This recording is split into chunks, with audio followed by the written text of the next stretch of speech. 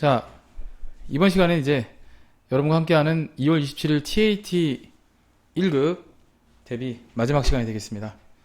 공제감면세액계산서 2번과 최저한세 검토가 되겠습니다. 일단 10회와 1회 이렇게 한 번씩 나왔고요. 자, 5번 10회에 5번 되겠습니다. 자, 넘어갈게요. 이제 마무리 단계네요. 자, 언제 이걸 다 했는지 몰라요. 저 이거 다 찍는데 한 3일 걸린 것 같은데? 네, 그 정도. 이틀 걸렸구나. 이틀? 3일? 잠시만, 나 며칠 걸렸지? 잠깐만요.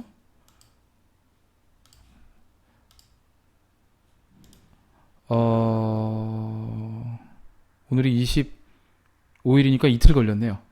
이틀 동안 강의를 한 20개 가까이 한 것 같아요. 20강을 한 거야, 이틀 동안. 야, 대박이다, 진짜. 뭐 날림으로 대충 했으니까, 그죠?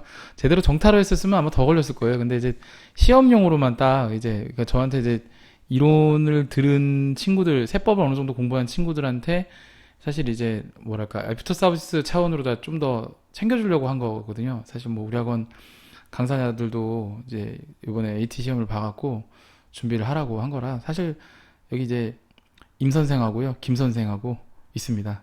이 친구들이 이제 이번에 시험을 잘 볼 수 있도록 제가 이제 목이 날아가면서까지 한 거라 이번에 합격하겠죠 뭐. 또 이걸 가지고 전산쌤 1급까지 합격할 수 있을 겁니다. 또 전산쌤 1급 때도 그렇고요. 또 4월달 AT 시험 때도 누군가가 제 주변에 또 오프라인 수업을 듣는 학생 중에서 이거를 듣는 학생이 있다면 또 친히 제가 목이 쉬어서라도 녹화를 하도록 하겠습니다. 자, 대단원의 막을 내리는 공제감면세 계산서 2번과 최저한세 조정 가보겠습니다. 아니나 다를까 드디어 창업 중소기업 감면이 나왔어요.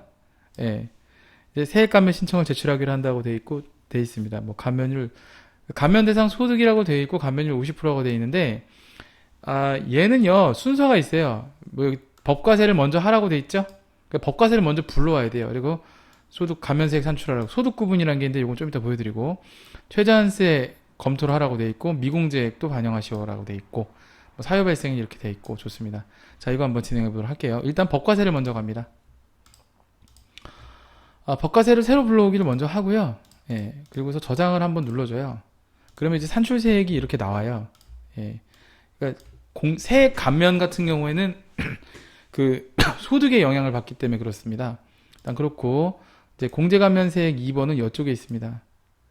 자, 2번 여기 있고요. 공제감면세액 계산서, 여기서 F2번을 눌러서요 골라요. 창업 중소기업 감면이니까 첫 번째. 그다음에 산출세액인데 새로 불러오기를 하면요, 법과세를 제대로 들어갔다 오면 이렇게 새로 불러오기가 돼요.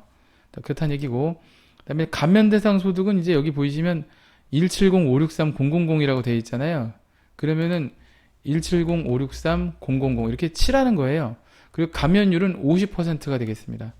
이게 뭐냐면, 중소기업은 창업을 하게 되면 창업한 해부터 뒤로 3년까지는 그 창업 중소기업 감면이라는 걸 받을 수 있어요. 정정하겠습니다. 4년이 4년이에요. 5년이 아니라. 저도 막 왔다 갔다 하네. 4년 50%. 자, 이건 개인기업이나 법인기업 모두 가능하고요. 뭐 참고로 실무적인 부분 말씀드리자면, 이게 승계가 되면 안 돼요. 예를 들어 개인에서 법인 전환한 거 안 되고요. 그다음에 뭐 포괄양도 양수 받은 것도 안 되고, 아예 맨 땅에서 갈아엎고 새로 하셔야 돼요. 참고하시고. 그래서 이제 계산을 하면 이렇게 계산이 나오고요. 이것만큼이 이제 된다는 거죠. 그러니까 여기서 저장 한번 눌러요. 저장 한번 눌러주고 최저 배제를 구해야 되는데, 여기서는 여기서 최저한세를 불러올게요. 여기서 최저한세 조정을 합니다. 세액 공제 계산서는 2월에서 하잖아요. 새로 불러오기를 먼저 하시고, 그럼 이제 여기 떠요. 그죠? 뜨죠? 저장 한번 누르시고, 그럼 이제 조정감이 뜨죠? 조정감이 뜨는 금액 여기 있어요. 그죠? 감면세. 여기 설명을 드리면 다시, 감면세액은 이만큼 감면을 받아서 낼 세금은 이만큼이 나오는데, 실제로 최저한세는 이만큼 되니까, 그렇죠, 이만큼 되는 세금을 공제받지 말라라는 거예요. 그러니까 결국에는 이 세금을 내게끔 하게끔 하는 거죠. 그래서 이걸 컨트롤 C를 눌러서 복사를 해주시고, 여기서 미공제로다가 붙여버려요. 그 다음에 여기 저장 한번 눌러주시고, 최저한세는 필요 없다 닫아버리시고, 사유 발생일은 문제에서 제시가 됐어요. 어디요? 12월 31일이라고 돼 있죠? 2015년 15년 맞나요? 15년 12월 31일 맞네요. 맞구나. 12월 31일. 지금 10회분이니까 2015년이 맞네요. 이렇게 하고 저장을 눌러주시면 돼요. 그러면 얘가 법과세의 17번의 금액이 떠요. 왜냐면 최저한세 적용 대상이기 때문에. 한번 볼까요? 새로 불러오기. 됐죠? 맞다. 왜 안 뜰까요? 난 아는데 왜 안 뜨죠? 그렇죠. 공제감면세 학계표를 안 갔죠. 자, 최저한세를 검토를 했다고 해도 1번부터 6번까지 서식을 작성하면 항상 어디에 끝이 나요? 공제감면세 이걸 들어가야지. 큰일 날 뻔했네. 자, 여기서 세로 블록에 한번 눌러주시고, 자, 스크롤 쭉 당겨서 내려보시면 여기는 여기 있죠. 보이시죠? 여기 보이시네요. 창업 중소기업만 가면 전체 다 감면이 안 되고요. 최저한세 배제 적용 받고 요 금액 나온다. 저장 버튼 누르시면 되겠고, 여기 됐죠? 여기 있죠? 여기 닫으시고 이제 돼요. 세로 블록이 됐어요. 저장 버튼 누르시면 되겠고 여기까지 하시는 게 맞습니다. 근데 여기서는 이제 문제는 이제 법과세까지는 가지 말라고 했는데 이제 1회 문제는 법과세까지 가는 문제가 나오기 때문에 그냥 연습을 한번 해봤어요. 자, 됐습니다. 빠져나오시면 되겠고 이제 마지막 1회를 하고 대단원의 막을 내리도록 하겠습니다. 잠시만 이제 1회를 준비해 주세요. 자, 이어서 1회를 보도록 하겠습니다. AT 자격증 시험이 2013년도 4월 달부터 시행이 됐었는데요. 저도 1회차부터 시작해서 이제 쭉 다 봤고 FAT 1급, TAT 2급, TAT 1급까지 자격증을 땄습니다. 그 중에 뭐 FAT 1급은 100점 맞아갖고 상도 받았는데 여러분들도 그 AT 자격증 시험 100점 맞으면 상 받아요. AT 어워드라서 상을 주는 게 있습니다. 이거 조정을 보니까 옛날 생각이 나네요. 자, 공제감면세 계산서라고 해서 2번 작성하라고 되어 있고 법과세 연결해서 쭉 다 가보도록 하겠습니다. 나름 꽤 실무적으로 많이 접근하려고 노력한 흔적이 있는 그런 자격증 시험이었습니다. 자, 공제감면세액을 작성하시도록 되어 있고 법과세 이거 산출세액 계산 이거 먼저 해야 돼요. 감면대상 소득을 구분해서 감면세액 산출하라고 되어 있고 똑같습니다. 공제감면세액 가불에 반영하시오. 중소기업 특별세액 감면을 받고자 이번에는 중특감면이라 그래요. 중소기업 특별세액 감면 이거 중특감면이라고 하는데 실무에서 가장 많이 적용받는 그 세액 감면이라고 보시면 되겠어요. 거의 대부분의 모든 기업들은 중특감면을 받습니다. 감면대상 소득이 이제 도매업 5% 적용, 그다음에 이제 제조업 10% 적용 이렇게 돼 있죠. 수도권인가 보네요. 사유 발생이 2013년 12월 31일. 최저한세는 적용하지 않기로 한다고 했죠. 원래 최저한세 적용해야 되는데, 여기 그냥 이렇게 할게요. 자, 가보겠습니다. 공제감면세액 계산서 2번 되겠고요. 그 전에 뭘 해야 되죠? 법과세를 해야 되죠. 법과세 가서 세로 블록이를 하시고 여기서 저장을 한번 눌러주세요. 그 다음에 공제감면세액 계산서를 가셔야 돼요. F2번 눌러서 자, 확대를 좀 해드리면 중소기업 특별세액 감면이라 해서 여기 법 7조가 있습니다. 얘 고르시면 돼요. 자, 그 다음에 이제 세로 블록이를 누르면 산출세에 관련된 자료가 나오고요. 이 중에 자, 이게 이제 두 개를 하셔야 되는데 507, 285, 430 이렇게 하나를 해주시고 그 다음에 엔터 쳐주시고 이게 5%짜리 이렇게 하나를 만들어 주시고요. 그 다음에 최저는 없다고 했으니까 2013년 12월 31일 이렇게 해주고 다시 F2번 눌러요. 그 다음에 또 한 번 눌러주시고 또 한 번 불러와요. 왜냐하면 업종이 다르기 때문에 그래요. 원래는 소득구분 계산서까지 작성하는 게 원래 정타인데 뭐 그건 그렇고 거기까지는 얘기하지 맙시다. 1010, 000 이렇게 해주고 이번에는 몇 프로짜리죠? 10%짜리 이렇게 확인하고 이게 두 가지를 나눠서 하셔야 돼요. 참 더럽죠. 근데 원래 이게 맞습니다. 실제 실무에서도 이런 식으로 하고 있고요. 이제 업종이 두 개였을 때는요, 업종의 적용률이 다르기 때문에 각각 구분해서 적용을 하셔야 됩니다. 이게 상당히 첫 해 때는 이게 신선했어요. 와, 이게 왜 이런 식으로도 이제 실무에 대한 적용이 되는구나. 이제 이게 맞습니다. 원래 이게 진짜 저기죠. 자, 그래서 이것도 역시 사유 발생일 2013년 12월 30일. 원래는 여기서 저장을 누른 다음에 최저한세 검토를 원래 하셔야 됩니다. 근데 이제 여기서는 최저한세를 하지 말라고 했는데 만약에 요즘 스타일대로 문제가 나온다면 이것은 최저한세 검토를 하셔야 될 부분입니다. 참고하시고 한번 해볼까요? 자, 이 상태에서 이제 뭘 해야 돼요? 최저한세 불러오고 세로 불러오기 한 다음에 조정감이 뜨는 걸 봐야죠. 근데 조정이 안 조정감 안 뜨네. 조정감 안 뜨네. 저장 안 하겠습니다. 그냥. 어쨌든 뭐 적용을 하려고 했더니 조정감이 안 뜨니까 넘어갈게요. 됐습니다. 됐고요.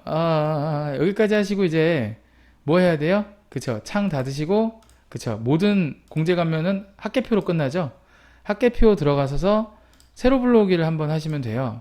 그러면은 이제 이쪽에 중특감면이 아래쪽에 떠요. 전부 다 공제받죠? 감면 받죠? 그래서 저장 한번 눌러주시고 나오시면 되겠고 마지막으로 여기서 세로 불러오기를 하시면 여기 이쪽에 최저한세 적용 대상 감면세액이라 해서 나오는 게 있습니다. 이제 이 문제가 바로 여기 잠깐 저장 한번 눌러주고 법과세로 이어집니다. 법과세로 갈게요. 이제 마무리 문제. 자, 법과세 내용 쭉 한번 읽어보면요. 자, 소득금액 조정학교표 불러와라. 불러왔어요. 감면세액도 들어왔고 중간이나 원천 납부, 분납. 되게 단촐하게 나왔네. 이거는 뭐 됐고 법인세 등 개정을 대체한 선납세금 원천 납부. 와, 원천 납부랑 분납만 하면 되네요.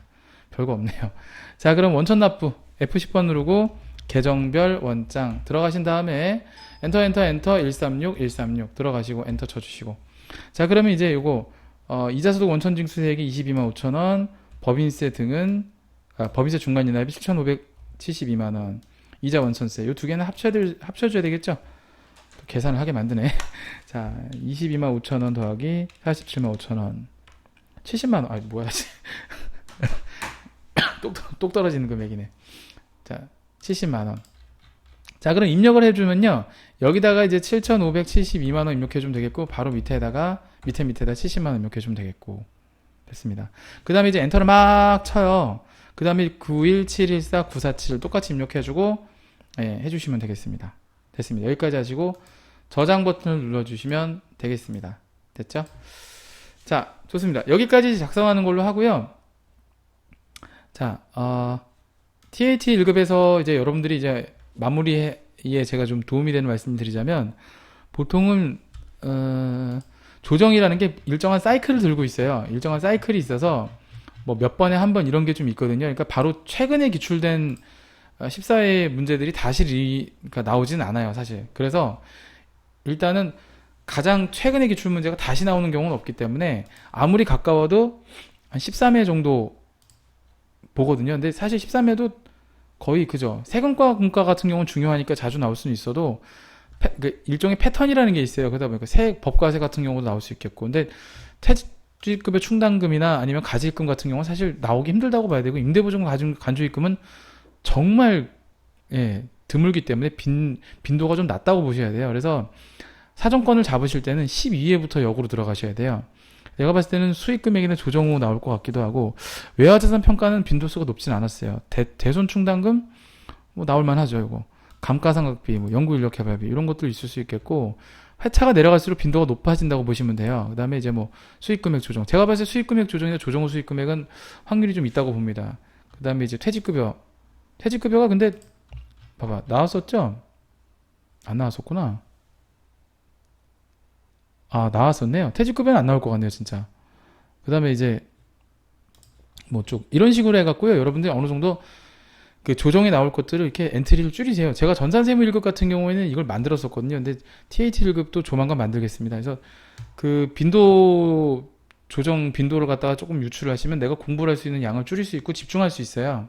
물론 소득금액 조정학교표나 법과세를 보면은 다 할 줄 아시긴 하셔야 되는데, 일단 공부하실 때는 쭉 다 테마학습을 한번 돌아보고, 정말 시간이 없을 때는 확률이 조금 적은 것들은 버리시는 게 원래 맞습니다. 어차피 합격은 100점이 만점이 아니라 70점 이상이면 합격이기 때문에 여러분들이 전략적으로 가셔야 될 필요가 있어요. 제가 전산세무 1급 학생들 합격시킬 때도 보통은 전략적으로 공부를 시키거든요. 바로 직전에 나온 조정 같은 경우는 과감하게 안 하게 합니다. 뭐 그건 부가세나 이제 원천징수 같은 경우, 원천징수야 뭐 어차피 똑같이 나오는 부분이고, 부가가세 같은 경우도 뭐 그 몇 가지 그 부속 서류 작성들이 있잖아요. 예를 들어 뭐 지난번에 대손세액 공제가 나왔다, 그럼 이번엔 안 나온다, 이렇게 보시면 되겠고. 근데 뭐 거의 뒤통수 맞는 경우가 한두 번쯤 있긴 한데 거의 그래도 적중을 한다고 봅니다. 자, 아무튼 얼마 남지 않은 시험인데요. 지금 오늘이 25일이니까 이제 이틀 정도 남았는데 마무리 잘 하시고요. 뭐 이번에 혹시 뭐 결과가 좋지 않으시더라도 4월달 시험 대비로 이제 요걸 패턴으로 해서 공부를 꾸준히 하셨다가, 그렇다고 제가 4월달 시험 대비 특강을 안 할 수도 있잖아요. 그러니까 공부의 끈을 놓지 마세요. 급수가 높아질수록 여러분들이 이제 좀 뭐랄까 우쭐하는 경우가 있어요. 내가 이 정도 됐으니까 나는 어느 정도 뭐 공부를 안 해도 된다는 식으로 이렇게 좀, 또 TAT 1급이나 전산세무 1급을 땄다고 해서 모든 것을 다 하는 건 아닙니다. 제가 그걸 가장 뼈저리게 느꼈던 실무자 중에 하나거든요. 제가 전산세무 1급 따고서 이제 연봉을 좀 높게 해갖고 스카웃을 받고 이직을 했었는데, 저 진짜 되게 인간 이하에 취급받은 적도 있었어요. 그 이직한 직장에서. 그러니까 제가 아는 내용이 전부가 아니었던 거죠. 그러니까 그냥 여러분들 자격증 취득에 대한 이론적인 지식은요, 뭐 조정을 조금 한다고 해서 여러분들이 뭐 콧대가 막 진짜 높아지고 그러면 안 됩니다. 그러니까 실무에 가서는 더 많은 얘기들이 있어요. 그러니까 이 회계나 세무 쪽 업무를 하시는 이상은 공부의 끈을 절대 놓치시면 안 됩니다. 아무튼 뭐 목도리가 있었고요. 진짜 죽을 때까지 계속 공부해야 돼요. 실무자가 되시면 일단 이쪽 일을 하시려고 하면. 강사라서 꼭 공부하는 것이 아니고 원장이라서 공부하는 것이 아니라 실무자가 되시면 매번 바뀌니까요. 예, 항상 준비를 하고 계셔야 됩니다. 아무튼 학생분들 요즘에 그 좀 취업 때문에 많이 스트레스 많이 받으시는데 이 자격증이 TAT 1급이 여러분들의 실력을 검증하는데 하나의 어떤 도움이 될 겁니다. 그래서 공부 열심히 하시고 좋은 결과 있으시길 바랍니다. 우리 임쌤하고 김쌤도 이번에 꼭 좋은 결과 있기를 바라겠습니다. 자, 저는 이만 물러가도록 하겠습니다. 자, 여러분 TAT 1급 모두 합격하시길 바랍니다. 감사합니다.